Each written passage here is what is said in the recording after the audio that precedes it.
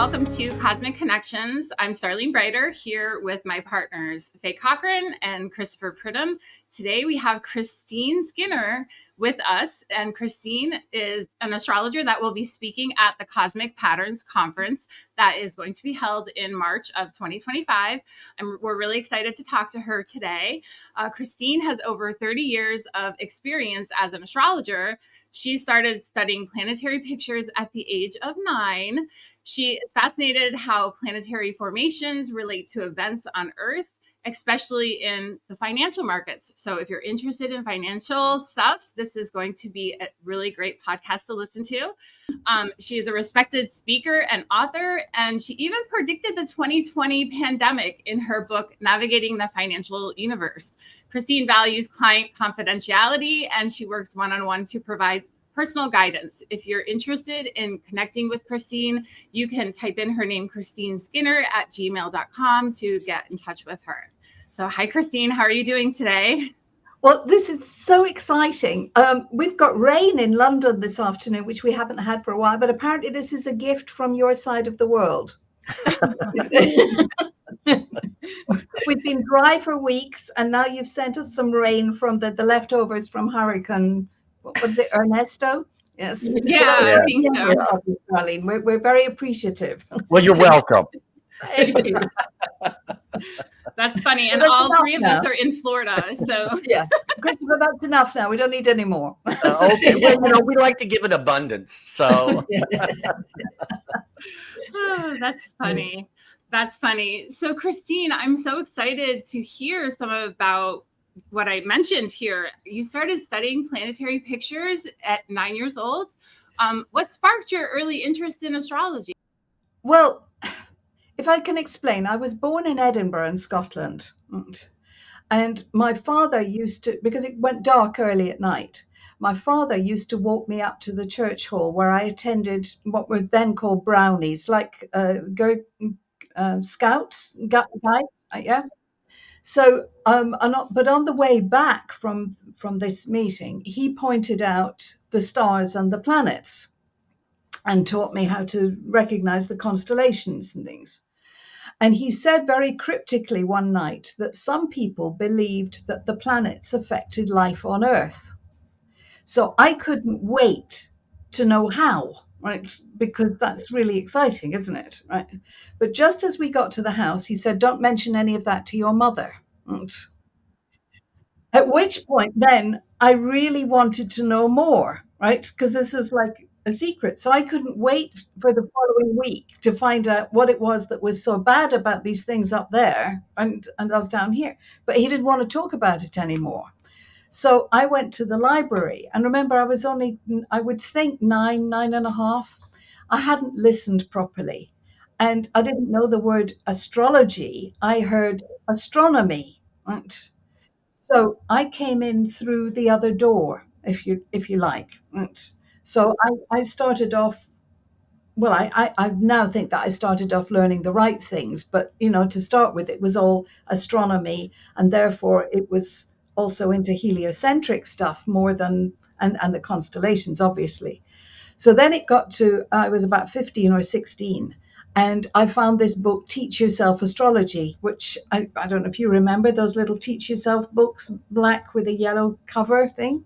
So I got this book, and it showed you how to cast a chart, which was really fabulous, except it didn't tell you about time zones, right? So I calculated my chart and thought, well, that's not me, because it didn't, but maybe it is. Maybe I don't know about this. So maybe I do have Aries rising. I don't know, So anyway, from that, I learned that you needed to know where the moon was, that it wasn't, because it had a table at the back, the ephemeris, which showed you where the moon was at lunchtime and then lunchtime the next day. So you had to use logarithms to work out where it should be. And I couldn't do that, Christopher, right? I didn't have that skill. So I went to the maths department because I was an idiot. At which point I then got suspended from school. Oh. Right? So you can imagine now, now we know I've got Uranus on the IC, so we understand it, but I didn't know that then. I couldn't understand what I had done that was so wrong. My father thought it was really funny, right? My mother thought it was terrible. My father thought it was really funny, right? So there were these two very different images. But my father was absolutely, he'd spent some time in India during the war, and he had huge respect for the Indian astrologers and the Vedic style. And particularly, he saw it as being a spiritual path, right? But he himself worked for an insurance company. So he was also very much into the research and how you don't just make a quick judgment on anything. You have to, which is why it's one of the reasons I'm attracted to the financial world, because it's a measure, right? I know it's still people, right? But it is a way of measuring things. So I'm no longer, I get really exasperated, like just now, when everybody blames everything on Mercury being retrograde. Oh, yeah. I mean, really, can we grow up? Yeah. So I'm into measurements and I'm into research. I'm sorry, that was very long-winded answer, Stephanie, but that's wonderful what to the hear. background. That's what the background was. And now, I mean, phenomenally, just 2 weeks ago, I was in France and with my grandson, who's going to be 9 in September, and we went out to have a look at the Perseid meteor shower. Oh yes, the meteors. And I heard myself telling him what my dad had told me. I was pointing out, I heard myself doing it, and then the following day, he was trying to draw the glyphs for the planets and stuff. And I was thinking, no, I've done it the wrong way, right? You've got to learn this other stuff first. So, yeah. but that's obviously, that's part of my DNA and his. That's just how it's going to develop. Yeah. Wow. That's really amazing too. I love that you started at such a young age and just grew into it. So that's really an amazing story, and it makes it a richer understanding, I think, when you start young and you start investigating and learning about things at a young age. I think it does, and I think also I've also benefited by the fact that I'm not allied to any particular school of thought. Because that's the thing. If you only go to one school, inevitably you get the perspective of whoever's running that. And I actually, we all need a grander one, Absolutely. Yeah, that's kind of the heart of this conference. Yes. That's why it's convergence. It's not one style. It's let's come together. This isn't about trying to convert. This isn't trying to say this is the right way. It's a matter of let's learn from each other. It doesn't mean you now do all these things, but maybe you can learn things that you can incorporate, or, oh, wow, that's a little bit better doing that, or I like this. Yeah. Learn from each other. Yeah. That's why I'm so excited about this one. Yeah. I do think that this is a conference with a different, and I'm not being rude about all the others where they are trying to do that, but I think there's something about this one. Maybe it's because of its timing, and where Neptune is, maybe that's what it is. But I also think that word convergence, that's key. That's brilliant. I don't know which one of you came up with that, but that's fantastic. Yeah. The guy down there. Yeah, it was a group conversation, the three of us, and I don't know who said it first, but it was like, yes, that's it. It just felt right for all of us. When we were talking about it. Well, I hope you took the charge for the proper word. What's that, Christine? I hope you took the charge for that moment. Yeah, we did. We definitely did. Oh, yep. Yes. That's literally how we got the thing, because that's what the chart talked about. Yeah. Yes, we did. Yeah, we have the chart for it. Yeah. This is just, I mean, it's glorious. It's wonderful. And I think, even this week I'm going to speak at the AA conference here in the UK. Oh, yes. That will give me, that will give me a chance to talk about this one coming up as well. So, I think it's just going to be a natural thing of people coming together. Are you doing a Zoom as well? No, once we have all the number of people that we want, we will have a Zoom over. You know, since COVID, communities have been decimated, and human interaction has just been so much on the decline that one of the things that Faye has emphasized a lot of is we want it to actually be a place where people come together and people talk face to face, not just through the computer, because there's just a different energy. There's a different thing that takes place when you're together. And I know for myself, the sessions are great. They can be really wonderful, but the in-between, the talking to everybody else is probably equal, if not better. That's equal, if not better. I did a little thing for Rod Chang for the AA conference the other day, and I was saying to him that the best thing about a conference is not actually the talks, it's what happens in between them, right? Yeah. But he, to give you some encouragement, he told me that a couple of months ago they had been really concerned that there was a low take-up for the conference, but now it's absolutely full and they're on overspill. Good. So I mean, that's heartening, and particularly because they're doing their conference in some godforsaken part of the UK that's not easy to get to. Right? They always do that. I used to go there consecutively every single year. I used to go there a lot. Why? Yeah. You know, why? Yes, I know. Yeah. I know that cities are expensive, but then you get the infrastructure. When you do something out in the wilds of nowhere, it's hard. Yeah. Yeah. Well, that's why, I mean, we'll be right there at Disneyland. So it's an easy place to come. They cater to events like this. Yeah. So, yeah, they make the flights less expensive, but easy to get to, and many of them. So Orlando is a really, as far as what it's close to Faye, but it's different. We've always had the conference in Gainesville, but this time moving it to Orlando just makes it more accessible. I think it's brilliant because for those of us who are not in the US, right, if you don't choose a hub, we kind of lose interest, because if we have to fly in and change, you have to go through security twice, and that's really off-putting. That's right. Yeah. So well, and it's almost the same hour flight as it is from the West Coast to here as it is from the UK to here. Yes, well, one of my clients is coming to, I know is going to book, and he's coming from Los Angeles. Okay. Wow. Nice. So, yeah. Nice. So you're doing one of our pre-conference workshops, which is amazing. I'm really looking forward to that. And that is on an exploration of financial astrology. And then you're also doing a lecture on solar cycles and solar magic. So I'm really curious about your pre-conference workshop and the use of planetary and lunar cycles that you mentioned about using those to predict trading results. What do you find most exciting about using astrology with financial astrology in this way? Sorry, these are excellent questions. Can I just tell you? But first of all, I am really super honored to be asked to do this, right?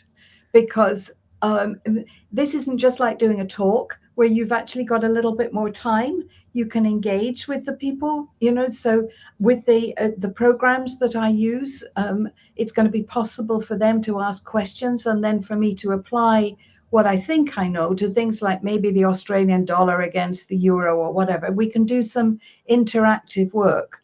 Wow. And the program itself is fantastic. So that's really, really good. And I mean, I don't know about you, but the thing that fascinates me about astrology is the times when something doesn't work, right? Because then, right? So you discover that some 85% of the time gold does a particular thing whenever there's this aspect, but there's these other times when it doesn't. And those are the times that you really want to unpick to see, well, what did I miss? Because there's no guarantees with this. So if I could use this week as an example, right? So on Monday, we just had that very key full moon. You remember, right? Which coincided with Uranus in the exact square to it. Yes. Venus and Saturn opposing one another, right? Mars and Jupiter having a fight at the other end. It was a big, colossal picture of stuff going on. And Yes. then I use end of day trade charts. So I was looking at the end of this week, whilst we had the, middle of the week rather, whilst we had the moon in Pisces, I was looking for some losses, but I was also looking for earthquake activity, because whenever you get all this pressure of stuff on the Earth's crust, very often there's a major effect on the crust, right? And God forbid, but should that happen, that could have a knock-on effect on the marketplace. So right. I don't Yeah, that would make sense. Right. So we got it right, and we got it wrong this week, because there was even little earthquakes in New Jersey. Oh, I mean, whoever heard of that, right? That doesn't Yeah. happen, right? They had 3 or 4, just under 5 Richter scale, but they still had them. Right? Wow. They've just had this morning. There are 2 of them in Australia. Again, just slightly north of Sydney. Right? They're not huge, thank God. Right? And there's no terrible thing of death. But also the Icelandic earthquake volcano's gone off again. You know, the big one, right? That stopped all the air traffic.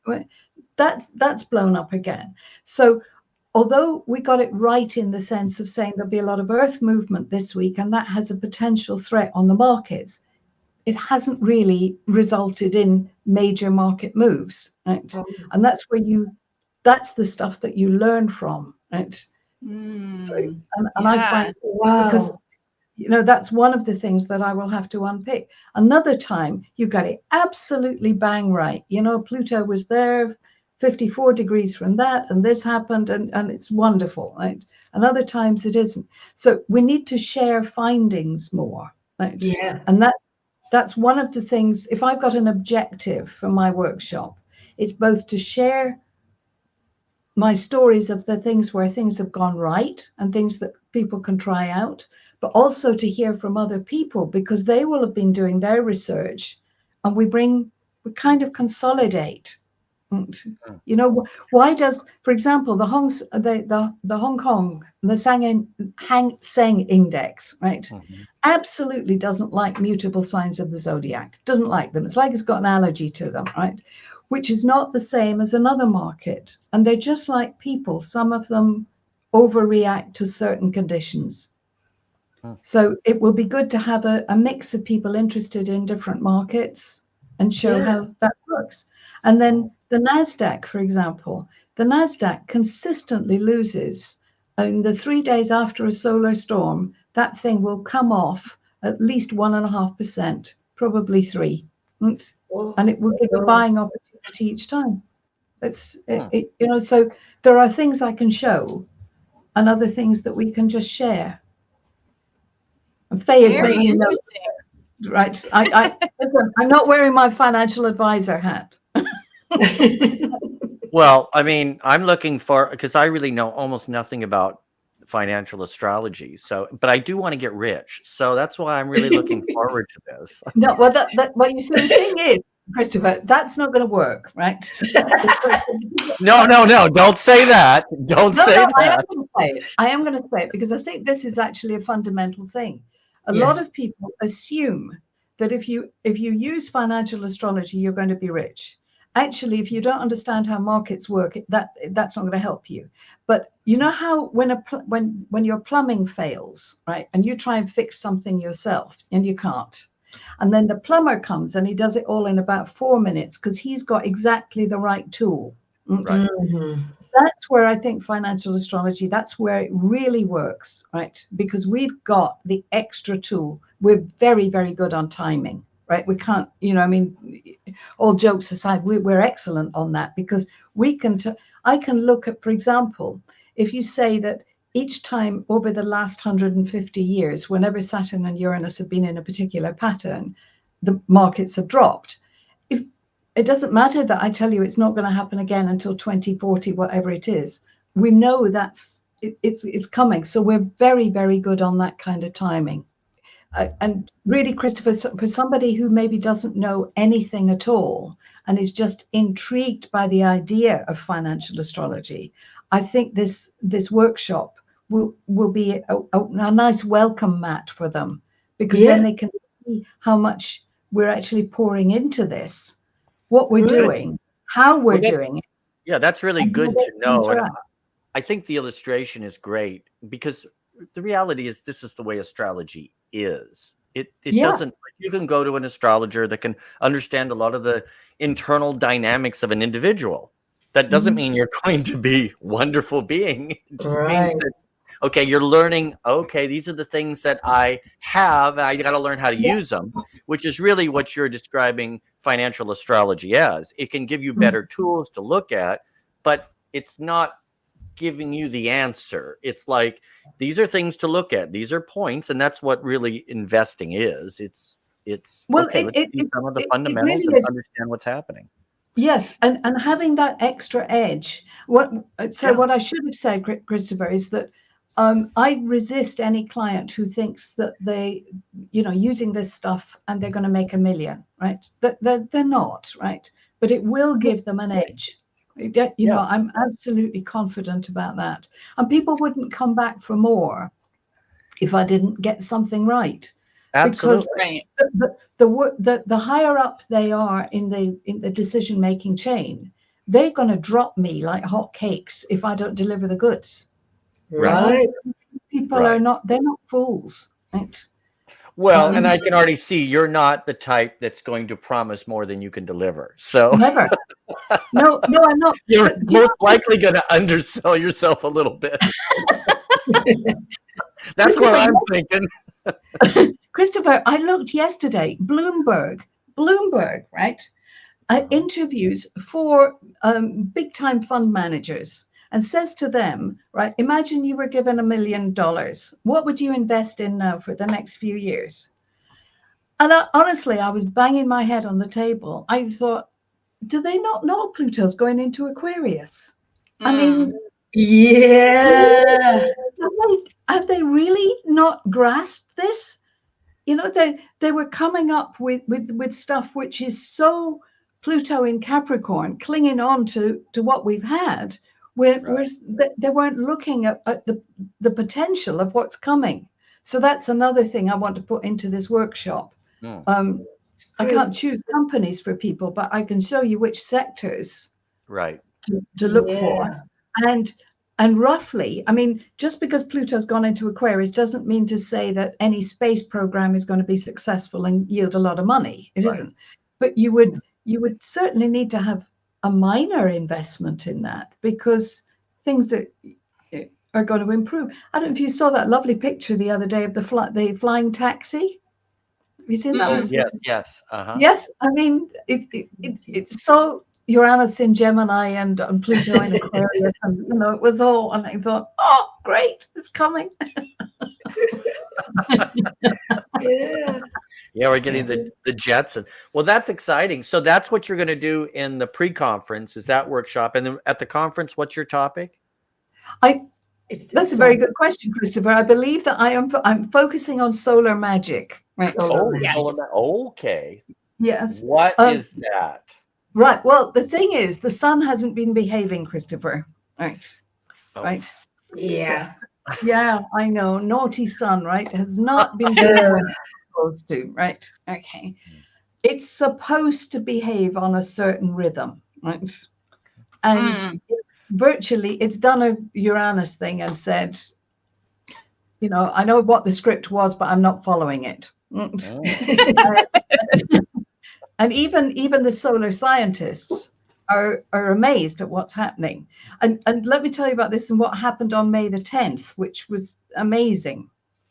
I was having a grief day, I have to say, that every so often this wall of grief hits me. And I decided I needed to go to my happy place, which is the Greenwich Observatory. I live not very far from the Meridian line. Wow. And when I got up there, the people from the Flamsteed Society were there. And they were showing people, giving them an opportunity to look at this through the solar telescope, which doesn't happen, Christopher. That's a real treat. So I didn't declare my interest or anything. I just lined up with all these kids to get a view of the sun. And it was the day when we had all these sunspots came together, and it ended up with this huge thing, which the result of which we had those auroras that you could see all the way down. Oh, remember? wow. Right? I mean, it was honestly, it was extraordinary watching all of this, right? And then to watch what happens to us, right? Because it takes a while for that solar energy to actually get to us, right? Right. And then to watch how my clients and myself reacted over the following week, right?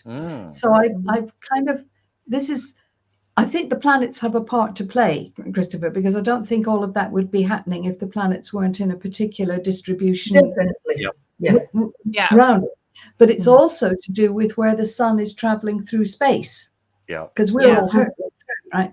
So, and we've been aligned with that black hole now for some time. And I think that's obviously upset the sun. And if the sun has got consciousness, and let's face it, the sun might be fed up with us at the moment because we haven't exactly looked after the planet, have we? So I want to talk about the solar, because we actually can only forecast up to 28 days in advance. You know, your ephemeris, you can do years and years, but with the sun, you've only got 28 days. But it is, and it's worth noting, what was the sun doing the day you were born? Was it on a quiet day or a busy day? Right? Wow. Because supposing you were born on a day when there was very little solar sunspot activity, then then your reaction on days when the sun is throwing a tantrum, right, is going to be different to somebody who was born on a tantrum day.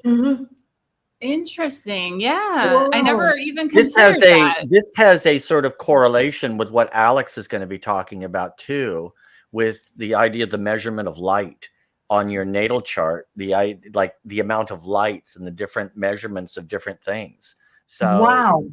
Yeah, so this has it's really fascinating. Just when he had mentioned that, the thought was, because of course the planets are all light reflective. Yeah. But then you have the light sources. Right. And dealing from that point, it sounds like you're tapping into that exact same thought, dealing with this, with how much light, but looking particularly at what kind of light was coming from it. That's a fascinating. Yeah. I think that's a fascinating thought. And how that works. If you've got the Neil Mickelson book, The Planetary Phenomena. I'm not familiar with that one.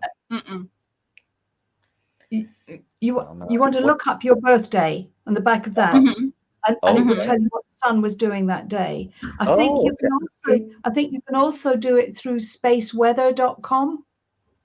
Okay.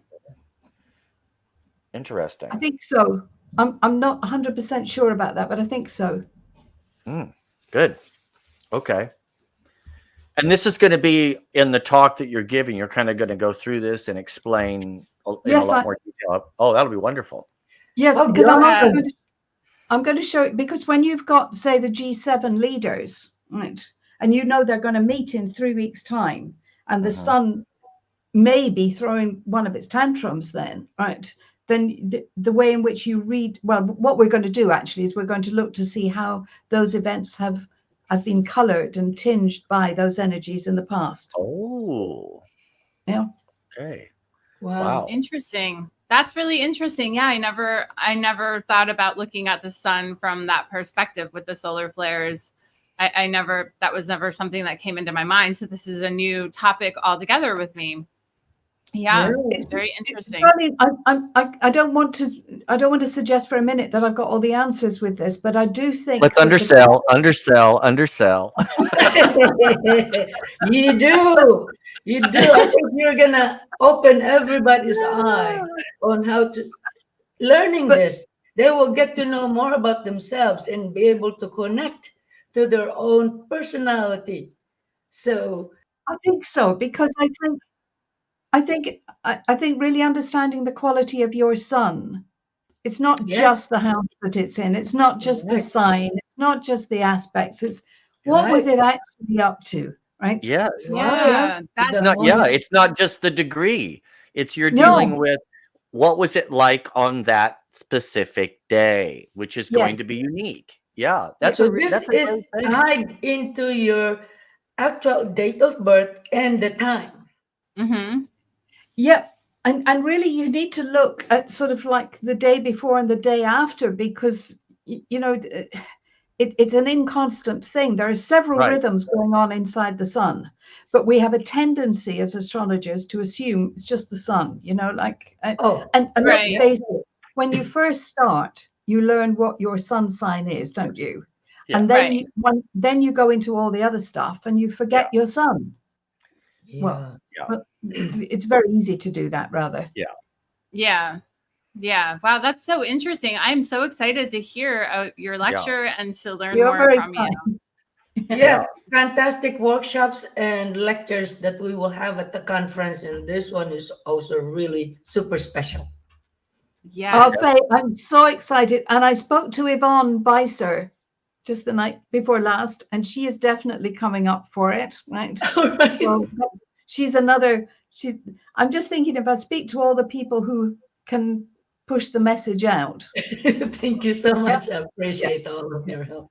Yeah, and I That's think awesome. it's a great when you have like the interplay of different speakers that are there's that, again, it's converging, but there's crossover that's already going on in different veins, but in different ways, which just expands the thought, because you're getting to a granular level here with measuring the light, which really wasn't as possible in the ancient world. I mean, that was going. Right. Not like it is now. I think you're totally on it, because in the ancient world, that the concern was, when's the next eclipse coming? Exactly. It was limited to that. Yeah. Now we're saying, well, actually, we know a little bit more, right? And in fact, we don't know enough, because why is the sun having these freakouts? Right. Yeah. I can't offer you an explanation for that, but it is not behaving. Do you know, the other day, I can't show it to you now, but the other day there was something like 340 sunspots. When if I tell you that a maximum used to be in the 200s, and sometimes it goes to nothing, and now it's having a party, right? Or maybe it's a Uranian year. Well, you're thinking about, to me, what the immediate thought comes to, the people being born during that time, their sun is going to be really something. There's a lot of stuff happening there, because as I think about it, just as you're talking, here eclipses, because there's a diminishing of sun, there's a diminishing of light, but here you're talking about just during regular days, okay, the sun giving off this much light, but this day it was less light, more light, it's a very fascinating thought that, again, just gets to a granular level of, this is a detail here that we can now look at and learn from, which to me is fascinating. It has its own magnetic field, and there's a difference. It's got its solar flares, then it has its coronal mass ejections, right? And don't forget, we've put so much junk up there in space now, all the satellites, right? If they're hit by some of these big flares, right, your mobile phone is going to work, your fridge is going to stop, and we have so much to learn. So I think solar activity is I'm very excited about doing that talk. I haven't written it, by the way, yet. Yeah. Should I point out that it's not written, Christopher? Well, one of the exciting things so far, like in doing these interviews, so I've really enjoyed the interviews and meeting everybody, because so far I've liked everybody and all their topics. And if I like it, I like it. If I don't, I don't. Okay, so kind of it just is the way it is. If it's the same thing I've heard, I'm kind of bored. It's like, okay, I already know all. That's fine. Nothing new. I kind of tend to like new things, that I don't know, at least new to me, that I don't know. And I will tell you right now, all the interviews we've done have been new stuff. Like, I don't really know that. I don't know this. I don't know this. These are like, it's going to make it hard to choose. Yeah. I'm going to, but at least we get to get all the talks. So everybody's going to get all the talks. So except the pre-conference, only not the pre-conference who attended the pre-conference. Well, I would imagine you can buy the pre-conference stuff. You can buy the pre-conference. Yeah, so you can buy that too. Yes. So it's all available. But getting into these talks is going to be it's just going to be really fascinating. And again, Right. yours, like, this sounds really exciting. And I know yours is going to be good because you're so careful. You're not, Yeah.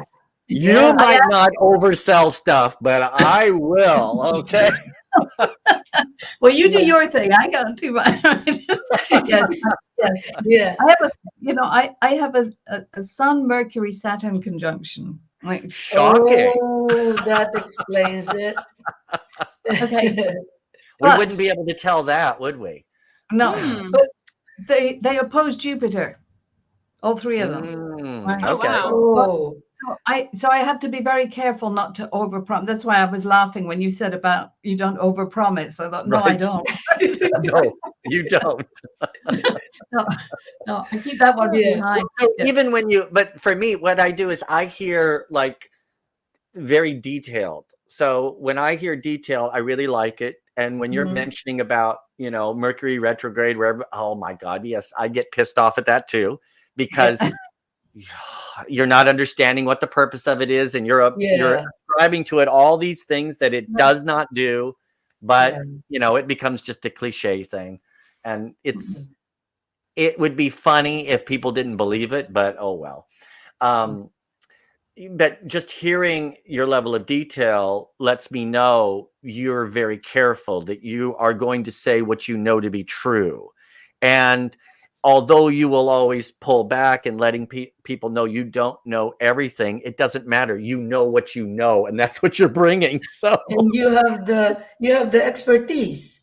And yes, also going back to the subject of watching the eclipse, it's really really powerful with what you're doing, because the eclipse is actually the energy of the two humongous luminaries, the only two luminaries that are reacting to each other, and that Mhm. is really an excellent way to follow the solar magic that you are doing, that you're going to teach us. It's really wonderful. It is. And, it made me think of how we look at our moon phase when we're born, right? Christopher and I do that all the time. Look at what phase was this person in when they're born, and then the progressed moon phase in the moment that they come to talk to you. That is real thing. And that is, similar to what you're saying with the sun. What was the sun doing when you were born? And what is it doing now? And how is it affecting you? So I'm really interested to hear how to work with some of that, because I already do it with the moon, and it makes sense to do it with the sun. I just never had the thought of this could be also a thing, to look at. So it's really interesting to hear and Yeah. exciting, because it just puts another layer of understanding into your repertoire of astrology. I do feel that we're really lucky to be living now. I know Yes. the world is going to hell in a handcart. I understand Yeah. that, but we're also, we're on the edge of a new kind of astrology. Yes. Yeah. Yes. As soon as the computers came in, we were in a position to start to test some of the stuff. You were taught that, for example, oh, Sun conjunct Jupiter, that's absolutely wonderful. Well, now we can test that theory and see just how Yeah. wonderful is it or not, as the case may Right. be. Right. So I think Right. the quality, we've had 50 years of that now. There's no excuse now for not doing Yes. quality research. Yes. As we do quality research, we should also be looking to see if we can expand our Yes. understanding of the solar system. Right? Because Absolutely. we're going up. I don't want to go up in a space rocket. Please, I really don't want that.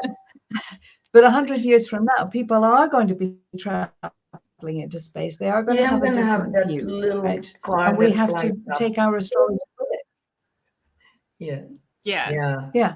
Yeah. So yeah, a big change is coming in everywhere, especially in the Yeah. astrological world.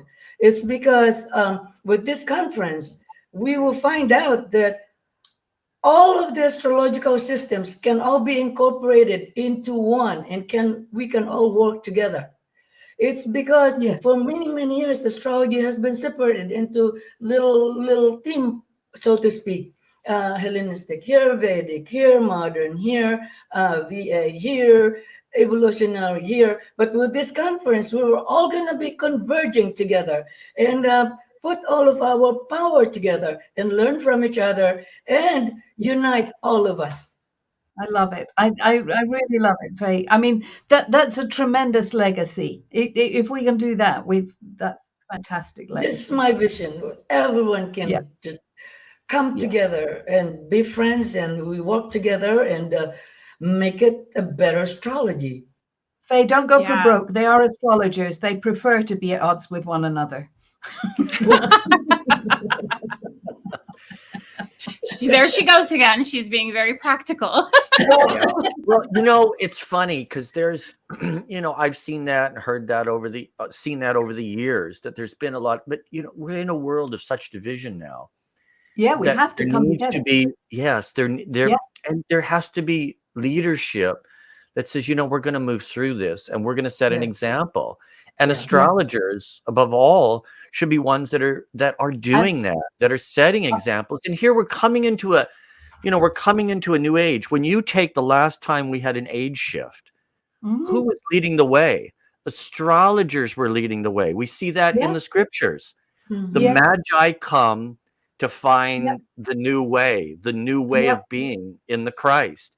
And we're at that exact same point. And why would it not be that the astrologers lead the way? They find the star that guides and unites us. Right. So I think you're absolutely right. I think we've used Uranus really quite badly sometimes within the organizations in this sort of desire to be different.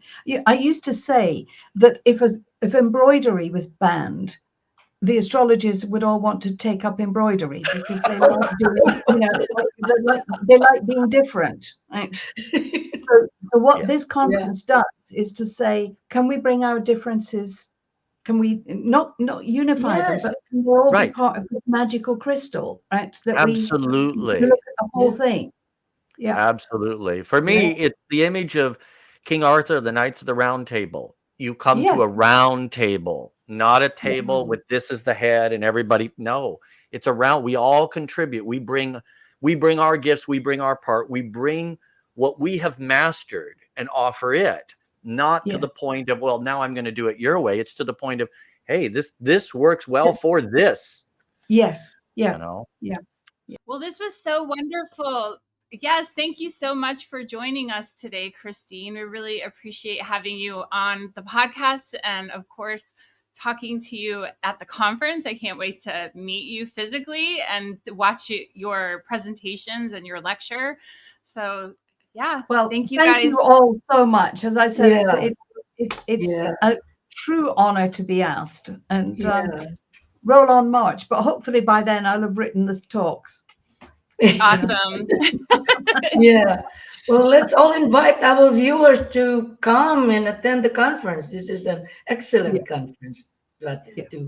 Yes. So we'll just wrap it up here. And I want to say thank you for watching, everybody that made it. And definitely you'll have to meet us at the conference. The links are all in the description box, and we'll see you on the next one. Bye-bye. Bye.